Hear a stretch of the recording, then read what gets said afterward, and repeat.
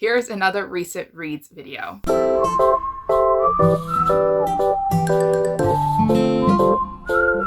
Hi guys, welcome back to the channel. Now this is going to be another recent reads video focusing on contemporary romance. I already did part 1 and it's already uploaded on my channel, so if you missed that, definitely go check it out. I'm going to link it in my description, and also I'm going to link it up here if you guys want to see what I've read in the first half of June. And now we're focusing on contemporary romances that I read on the second half of June. Now for the month of June, I actually was on a hunt for 5-star and 4-star reads for contemporary romances. I dove deeply into indie romances as well as traditionally published romances, mostly because this year I've already realized that half the year has gone by and I don't have too many 4-star or 5-star reads, and this is starting to worry me because I like to do end of year wrap-ups where I discuss the best books of 2021, and I usually like to do one that solely focuses on contemporary romances.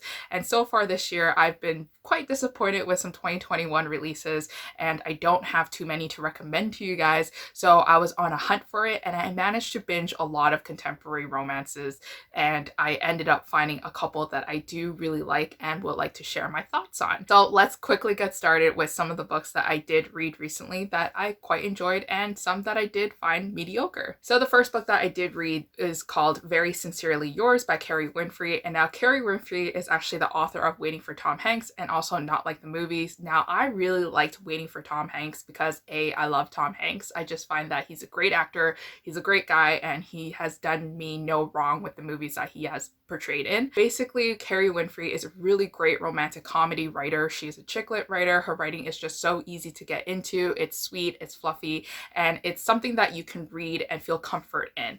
And so when I read Very Sincerely Yours, I definitely felt the same emotions as I did with her previous books. And Very Sincerely Yours is basically about our female heroine who is in her later 20s and she wants to get settled down with her long-term boyfriend, but then she finds out that her boyfriend actually wants to break up with her, and then she slowly starts to realize that her ex wasn't actually the best boyfriend that he could have been and that she deserved, because her ex-boyfriend was actually very manipulative and very emotionally distressing, and he actually used her a lot for his personal gain, such as for cooking and for cleaning and things like that. So basically he was using her for a mother figure in his life.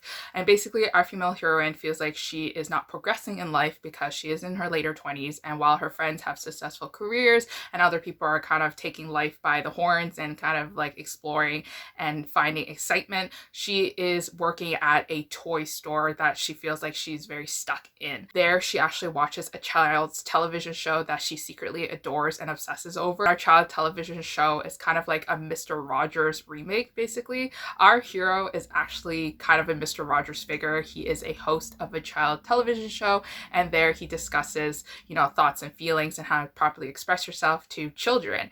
And our heroine actually really likes the show so much that she ends up writing like a fan letter to our hero, and our hero actually reads it, and it's there where they start to communicate and talk about their vulnerabilities and their problems in their life, and that's how they kind of fall in love before they even meet each other in real life. I thought this book was really cute and really fun to read. It definitely dove into a little bit of an emotional side, so it did kind of get not like necessarily dark, but it did get more realistic and raw. Our heroine definitely deals with a lot of self-esteem issues, and she also feels very vulnerable in her relationships because she feels like she is not worth like the love that she is being received by the hero. And then meanwhile our hero is working out his own issues with his career and with his progression in his life and what he wants to be 10 years later down the road. And this is kind of like their conflict that they have with each other, and also their things that they have to work out. So with that being said, I gave this one a 4 out of 5 stars for this Mr. Rogers fanfiction. I basically took 1 star off because I did feel like that the ending where our heroine was kind of trying to work out her emotions, and while also our hero was trying to do his own thing, it definitely felt a little bit cheesy and it didn't feel as realistic as I wanted it to be. But overall, I still really enjoyed it and I would recommend you to check this one out. And in the month of June, I actually binge read a lot of Emma Hart novels. Now, back like around 2 years ago, I read a lot of Emma Hart novels because it was my first foray into indie romance, or at least my first attempt into getting more into indie romance. So I figured I would jump into lighthearted romantic comedy from Emma Hart, who was very popular at that time. And basically, I read a couple of her books. I enjoyed them, but I didn't give them like 4 out of 5 stars or 5 out of 5 stars. They were just average fun little reads to read to take your mind off of things. So I quickly gave up on Emma Hart because I realized that her stories were kind of redundant and her characters kind of had like the same issues, or the storylines fizzled out towards the end. And so now I'm back on my Emma Hart train, and I actually picked up some of her older releases that I never got a chance to read, and also her new releases. Now, one of the older releases that I did pick up from her is Tequila, Tequila, and this one is basically about a best friends to lovers romance. Our hero and heroine are actually best friends with each other. They had a really strong friendship growing up, and they developed it well into their adulthood. And basically one day they actually do a lot of drinking, and they take a lot of tequila shots, and they get very drunk, and they actually end up making out and then having sex in the end. But what happens is that he's so drunk that his performance is really bad, and she is like basically mortified that she had such a bad sexual experience with her best friend, who she actually thought that she was really attracted to. And then the next day they pretend that it never happened, and then they go on with their friendship, and also knowing that they are secretly lusting for each other and that they actually like each other more than just a one-night stand. Now, this one I gave it a 4 out of 5 stars because I found the writing to be really easy to get into. You know, within the first chapter, we were taking tequila shots, we were having fun, we were making out, and we did the deed. And it was just very quick romance that it was really easy to read, especially when you're going through a reading slump. Now, the reason why I took 1 star off was because towards the end, once again, it kind of fizzled out a little bit, and it didn't feel like there was enough pizzazz to keep me going and to give it a 5 out of 5 star, but I still really enjoyed it, and I would recommend you to check it out if you are in a reading slump. Now, the next book that I want to talk about is actually kind of a gothic romance. It's not lighthearted contemporary romance, but this one's called Fable and Other Lies by Claire Contreras. And now I like Claire's writing. I didn't realize that I really liked her writing until I picked up another contemporary romance novel from her that I will later on talk about in this video. But this one, I wanted to dive into it because I was in the mood for a little bit dark and gritty read, and I thought that this was going to be one of my favorites. So this one basically involves a girl who grew up in a family that is super superstitious and religious also, and she is known to be kind of like a curse to the family. So her family's not really receptive of her. She basically has a lot of friends and other acquaintances to kind of take her in and to kind of help her out. And it's there where she also meets our hero, who is very dark and mysterious and kind of lives in this like mansion that has a lot of ghosts and it has a lot of bad omens that are surrounding the house. And this is kind of their relationship where they get to know each other, and there's this mystery plot line that goes on, and there's also a lot of paranormal elements that do happen in this novel. Now, this one I didn't really like, and I thought it was kind of mediocre because I don't really like mystery that much, and I just gave up and didn't really care because the romance was not sizzling and I didn't feel like that there was enough chemistry in the novel. So this one I ended up giving a 3 out of 5 stars. So the next novel that I did read was actually called The Heartbreaker by Claire Contreras, and now this one I really enjoyed. This one is about a friends to lovers romance, but quickly turned to an enemies to lovers romance. We first start out in the book where our hero and heroine are at a party, and then our hero and heroine look like that they are an item, so they kind of give into the gossip and give into the peer pressure of the friend group in the party, and they actually hook up and they actually have an amazing time. But fast forward a couple months, they are not friends anymore. They're enemies to lovers. They hate each other because of that one night that turned into this giant misunderstanding, and then now they are assigned to the same apartment, and they also have to go to school at the same time in the same classes, and it's very frustrating and very annoying to see someone that you had feelings for go away from real life and try to live life outside of the life that you thought that you would have with them. And this was a really fun and flirty novel that I really enjoyed, and I actually ended up giving a 4 out of 5 stars to. Our hero was definitely very attractive because he was like the alpha male in the group, and then our heroine was very strong as well, and she was able to stand up for herself, which I really enjoyed. And I ended up really liking Claire, so I actually have a lot of her books on my TBR that I want to read in the next couple of months. So the next book that I want to talk about is actually one from Candy Steiner, and this one's called Close Quarters. This one is a billionaire contemporary romance, and basically this one is about our female heroine who is a photographer, and then one day she gets headhunted by someone because she was seen taking photos of like yachts, and then our person who headhunted her is our hero, who wants her to come join her on like this like yacht trip so that she can like take photos of his yacht and like the world and traveling and things like that. But the thing is that our heroine actually already has like a boyfriend, and it's a pretty long-term relationship that they've had for, you know, quite a bit of time, and they supposedly have feelings for each other, and you can still see that their relationship is still going on for like at least half of the book.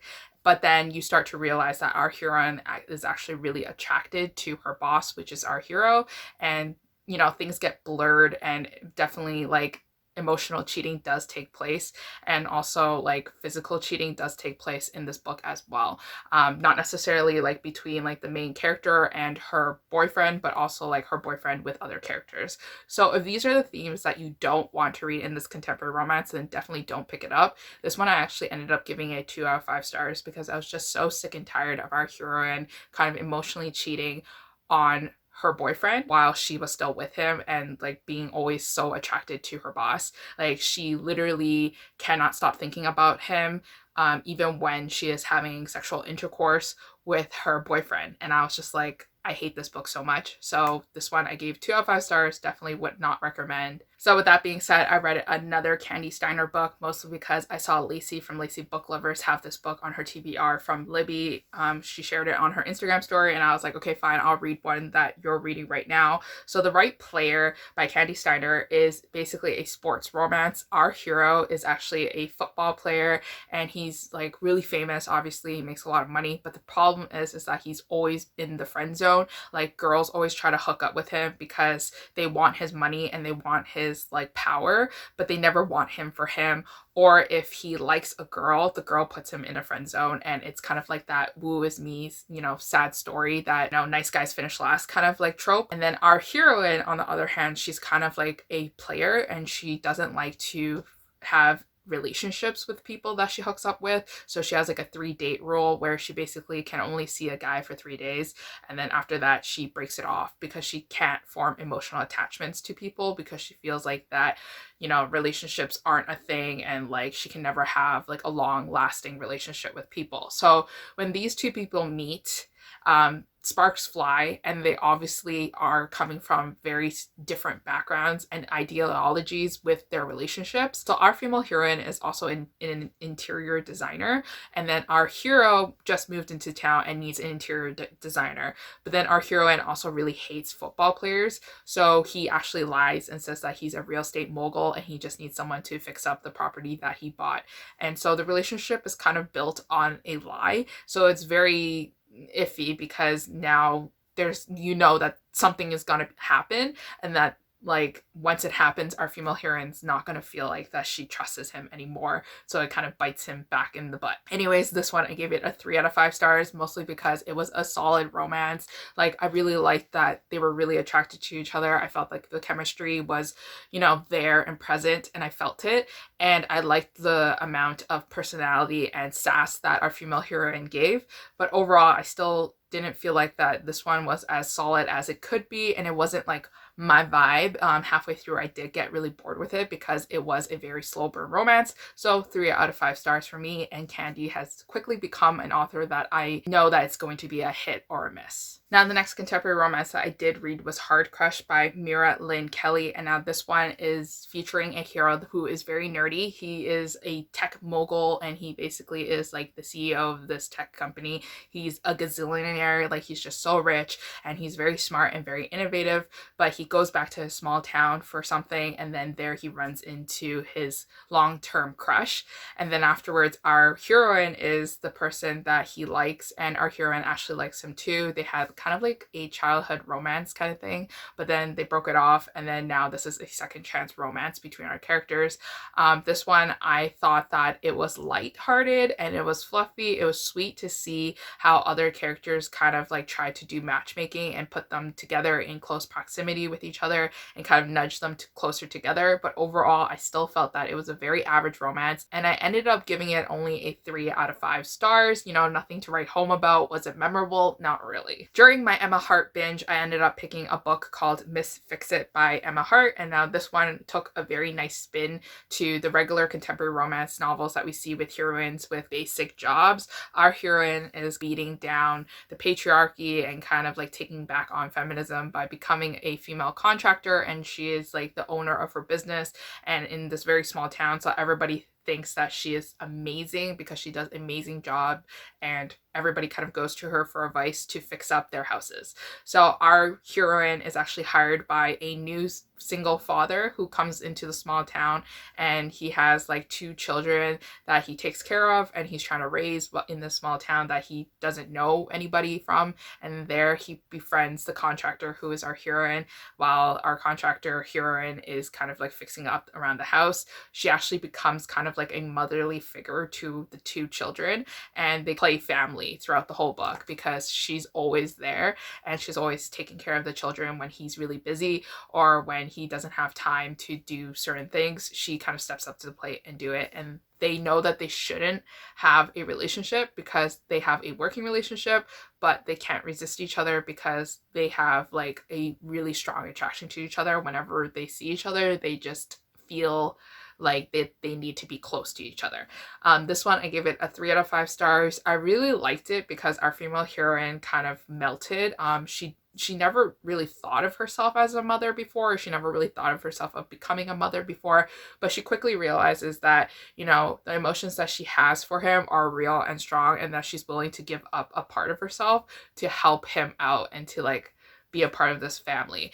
And so I took off 2 stars because I felt like the middle and the end kind of were really rushed, and I wanted a little bit more, and I also wanted a little bit more spice and drama just to keep this book a little bit more entertaining. So the next book that I want to talk about is actually a romantic suspense novel that I did pick up in the month of June. This one's called No Escape from War by Cynthia Eden, and I did talk about this in my romantic suspense recommendations video, so if you haven't checked that one out yet too, go check it out because I recommend some romantic suspense novels that a non-romantic suspense reader would actually like. So this is one of them, and I absolutely adored this one. I gave this one a 5 out of 5 stars.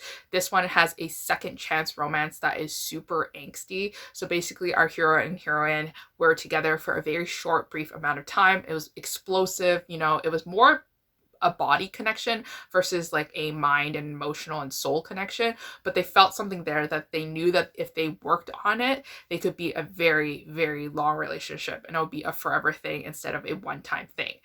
Basically they ended off on some really bad terms, and she is actually an investigative reporter, so she actually starts running away from the city because something bad is really happening, and she's on a chase for the next headline and the next story so that she could break the news to the public. And then meanwhile, our hero is an ex like Marines cop person, so he's like special ops. He's really good at fighting and he's really good at like investigating certain things, but he has since retired and now he's the owner of a bar. So someone comes up to him and basically asks him to help bounty hunt for his ex-girlfriend because our heroine is actually accused of serial killing. So then now he knows that she cannot be capable of killing things because that's just not in her nature. But he really likes the idea of catching her and making her pay for all the heartache that he went through because of their bad breakup. And this is kind of where they meet each other again and they fall in love with each other again, and they kind of work out on all the issues that they had in the past that they weren't able to work out when they were still together. I really like this one, and I thought it was really scary a lot of the times because we're trying to catch the serial killer, as well as I really liking it because it definitely made my heart kind of like squeeze and hurt in pain because they really liked each other, but they just didn't know how to express it. So definitely go check this one out. So following on my Emma Hart binge, the next book that I read from her was The Bookworms Guide to Dating, and this one I really enjoyed. This one is a brother's best friend trope. So our heroine is in love with her older brother's best friend, and it's been for a very long time now, but basically he left the picture and now he's coming back into the picture, and she doesn't know that he likes her the same way, but she knows that she wants to go out and start dating.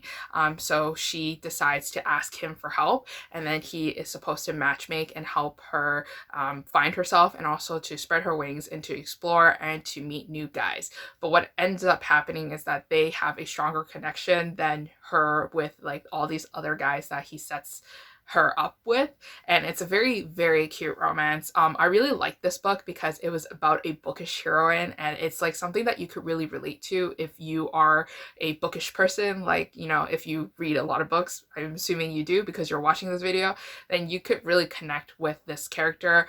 It wasn't done in a cliche, cheesy way that made you roll your eyes. It was done in a way that was more relatable. So that's why I really like this book. I gave this one a 4 out of 5 stars, and the reason why I did take a 1 star off was because towards the end it kind of dragged on a little bit, and it could have been snapped up a little bit faster, even though that this book wasn't even that long in the first place. So the next book that I did read was actually the next book in the series, called The Bookworms Guide. So this one's called The Bookworms Guide to Faking It, and it follows the friend from the heroine in the first book. So basically this is a trilogy, and it includes 3 bookish friends, and they all own a bookstore together, or they run a bookstore together, and so they all like to read books, and it's really cute.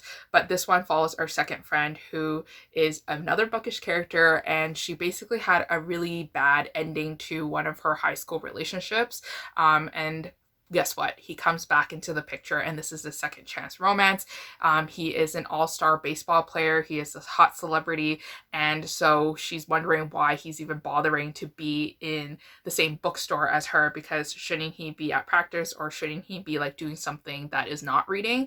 So our hero has actually suffered a shoulder injury, and he is taking a nice relaxing vacation on break and going back to the small town that he grew up in. But the problem is that his sister is actually getting married, and now he needs a date for the wedding. So he begs and pleads our heroine to be his fake date. And basically this one was a really solid read as well, but I didn't like the sports romance aspect to it. I think it's just a personal preference. I don't really like sports romances, so I didn't really care about our hero, so it kind of like made me pull away from the story a bit.